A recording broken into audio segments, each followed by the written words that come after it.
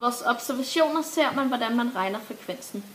Man regner frekvensen ved, at man tager alle tallene i hyppigheden, og den lægger sammen til 200. Så tager man den første hyppighed, som man gerne vil regne ud, 23 divideret med 200 gange med 100, er lige med 11,5. Også rundet op til 12, som man ser på computeren. Når man skal finde den summerede frekvens, skal man sige 12 plus 28, det giver 39. 39 plus 38, det giver 77. Og her kan man til sidst bevise, at der er 100% i alt. Kvartilsættet viser, hvad der er tættest på 25%.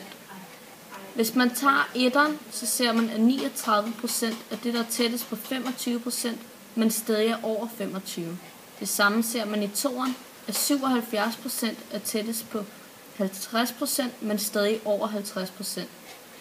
77% er også tættest på 75%, men stadig over 75%.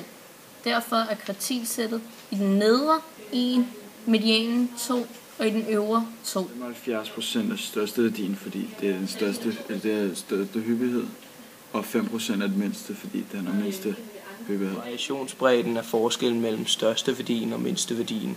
Derfor er den 70, fordi 75 er det største, og 5 er det mindste. Gennemsnittet, typetallet og medianen er alle 2, fordi det er det, der ligger i midten og kommer flest gange op i vores observationer. Se et pindediagram og et trappediagram, der viser observationerne. Kvartilsættet, som vi viste, hvordan man regnede ud før. Her vises en sumkurv og et histogram. Et histogram kan også blive kaldt for søjlediagram, bedre kendt som. Det viser observationerne.